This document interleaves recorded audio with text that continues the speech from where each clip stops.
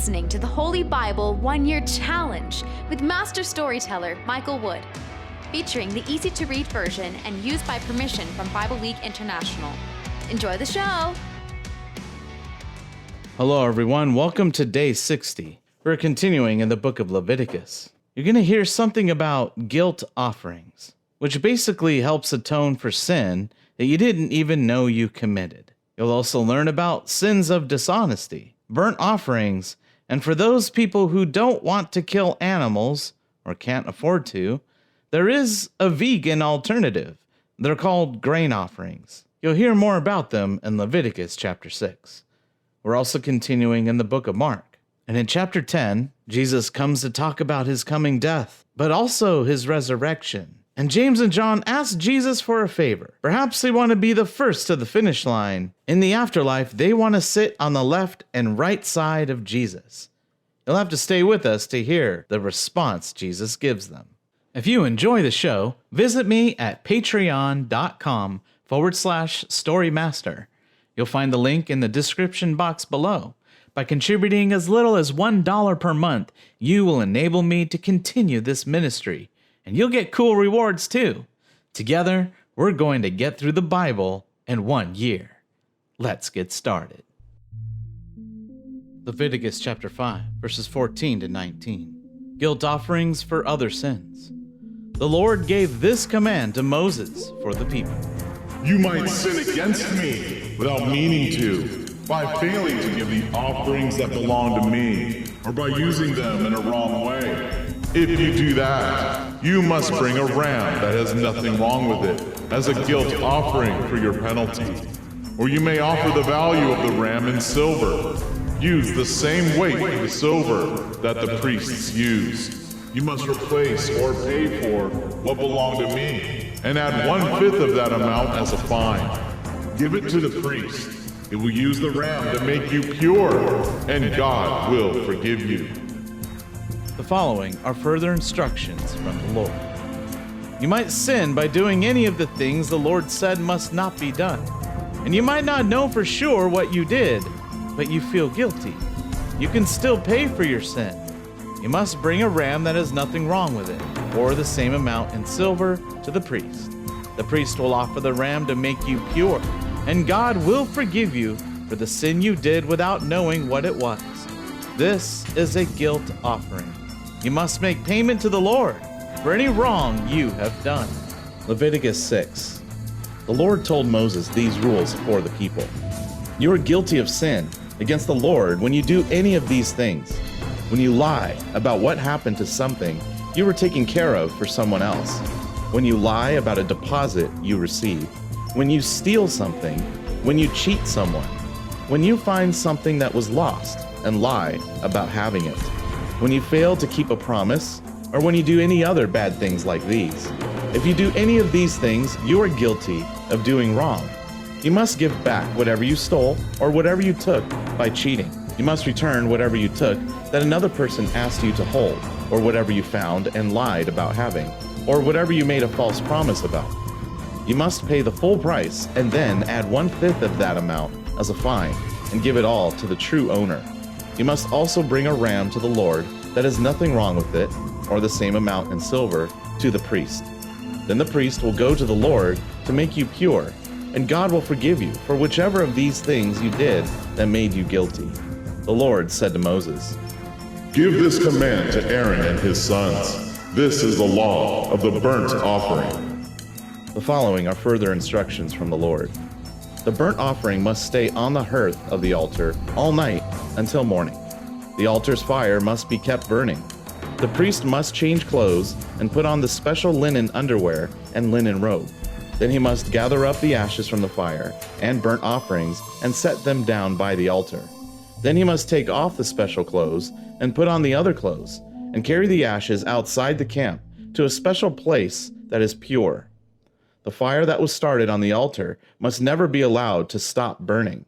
Every morning the priests must put wood on the altar. They must arrange the burnt offerings on the wood, and they must burn the fat of the fellowship offerings on it. That fire must always be kept burning on the altar and must never be allowed to stop burning. Grain offerings. This is the law for the grain offering. The sons of Aaron will bring it to the front of the altar as an offering to the Lord. There must be some oil and frankincense on the grain offering. The priest will take a handful of fine flour from the grain offering and burn it on the altar as a sweet-smelling memorial offering to the Lord. Aaron and his sons will use the rest of that grain to make bread without yeast. This must be eaten in a holy place, in the courtyard around the meeting tent. I have given this part of the grain offering as the priest's share of the gifts offered to me. Like the sin offering and the guilt offering, it is most holy. It must not be baked with yeast. Any male descendant of Aaron may eat from these gifts to the Lord. This is their share forever, throughout your generations. Whatever touches these offerings will be made holy. The priest's grain offering. The Lord said to Moses, This is the offering that Aaron and his sons must bring to the Lord when Aaron is anointed to be the high priest. The following are further instructions from the Lord. They must bring 8 cups of fine flour for a grain offering. This will be offered at the times of the daily offering, half of it in the morning and half of it in the evening.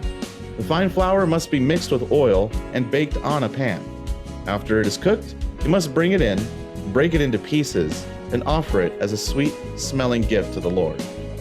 In the future, when Aaron's descendants take their place as the anointed priests, they will continue to make this grain offering to the Lord. This rule will continue forever. The grain offering must be completely burned for the Lord. Every grain offering that a priest gives must be completely burned. It must not be eaten. The law of the sin offering. The Lord said to Moses, Tell Aaron and his sons, this is the law of the sin offering. The sin offering must be killed in the place where the burnt offering is killed, before the Lord. It is most holy. The following are further instructions from the Lord. The priest who offers the sin offering must eat it, but he must eat it in a holy place, in the courtyard around the meeting tent. Touching the meat of the sin offering makes a person or a thing holy. If any of the sprinkled blood falls on a person's clothes, he must wash the clothes in a holy place.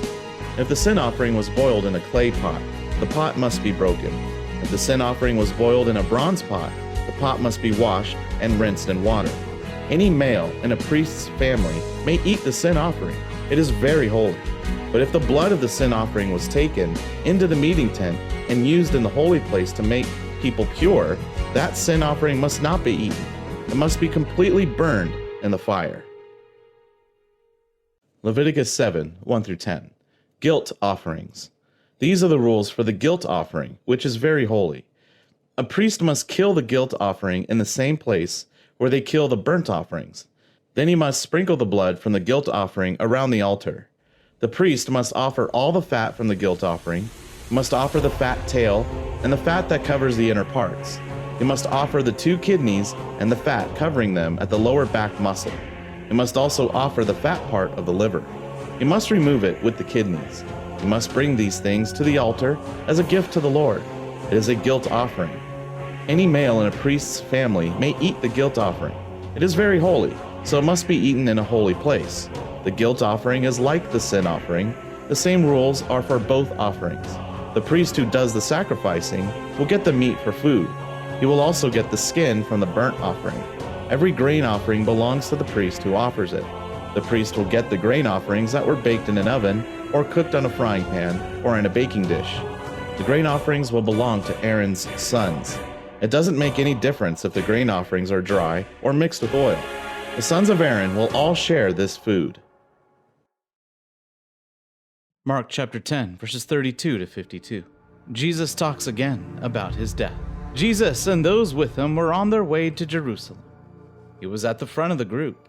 His followers were wondering what was happening, and the people who followed behind them were feeling afraid. Jesus gathered the 12 apostles again and talked with them alone.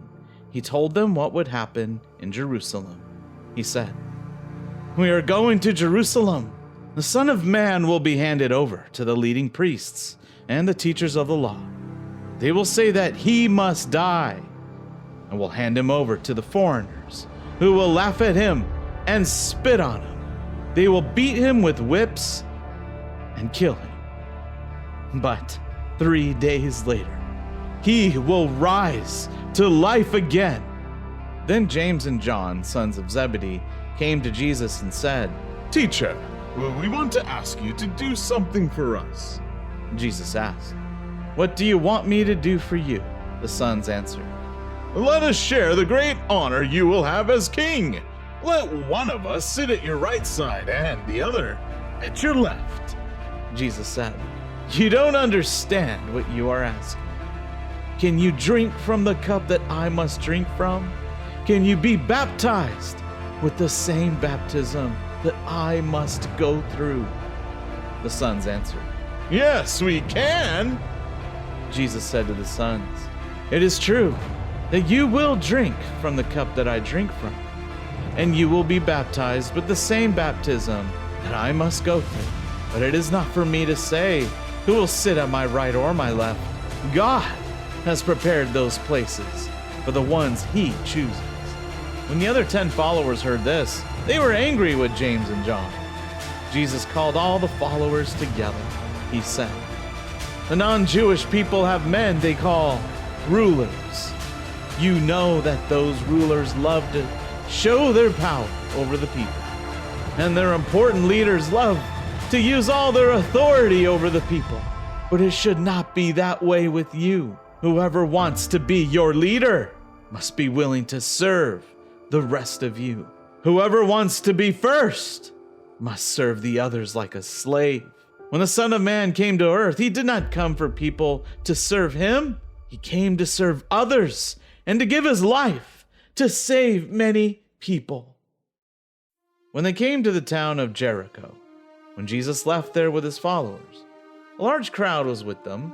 A blind man named Bartimaeus, meaning son of Timaeus, was sitting by the road. He was always begging for money.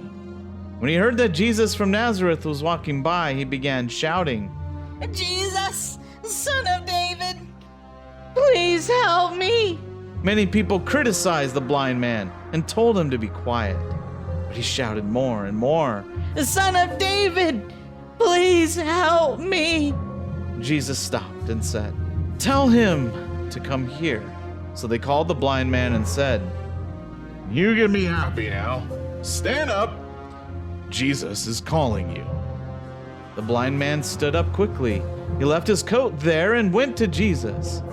Jesus asked the man, "What do you want me to do for you?" He answered, "Teacher, I want to see again." Jesus said, "Go! You are healed because you believe." Immediately, the man was able to see again. He followed Jesus down the road.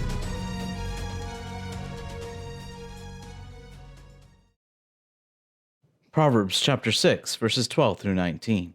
Don't be a troublemaker. Some people are just troublemakers. They're always thinking up some crooked plan and telling lies. They use secret signals to cheat people. They wink their eyes, shuffle their feet, and point a finger. They're always planning something evil. They continually cause trouble. But one day, disaster will strike them. They will hurt so badly that no one can help them. The Lord hates these 7 things: eyes that show pride, tongues that tell lies, hands that kill innocent people, hearts that plan evil things to do, feet that run to do evil, witnesses in court who tell lies, and anyone who causes family members to fight.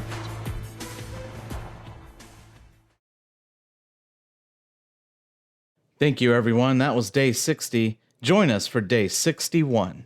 You'll learn more about fellowship offerings, rules for the offerings presented to God, and then Moses will begin to appoint the priests. And in the book of Mark, Jesus enters Jerusalem, curses a fig tree, and then goes to the temple, which many understand as like entering a den of lions. We hope you enjoyed today's verses. Be sure to leave us a positive review and to share this podcast with your friends and family. Please join us for the next episode as we experience the Bible in 1 year.